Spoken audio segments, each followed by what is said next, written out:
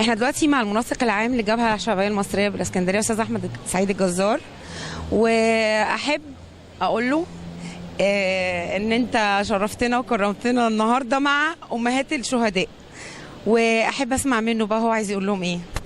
النهارده بسم الله الرحمن الرحيم، احنا اقل شيء بنقدمه النهارده كشعب اسكندريه كما تعودنا مع سياده الرئيس الجمهوريه عبد الفتاح السيسي، اي حدث لازم نكون متواجدين فيه، واحنا كشباب موجودين هنا في اسكندريه بنقدم التحيه لشهداء جيش والشرطه الشعب المصري كله.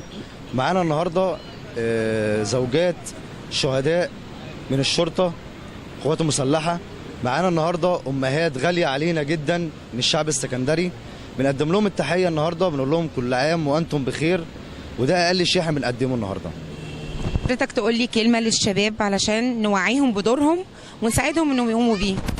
احنا كجبهه شعبيه مصريه دائما بندعو للتوحد وليس التفرقه، لازم يكون لنا دور نقدر نخدم بيه الوطن، ويكون لنا هدف كخدمه مجتمع مدني.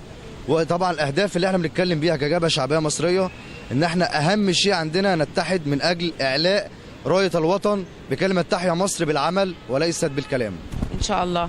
كلمه بقى لماما تقول لها ايه؟ والله انا مهما وفيت، مهما قلت ومهما فعلت، لن اوفي اي شيء لوالدتي، وكل سنه وهي طيبه، ويا رب اكون خادم لتراب رجليها اللي انا عايش برضاها وبفضل دعائها. كل سنه وكل ام مصريه طيبه. شكرا جدا استاذ احمد.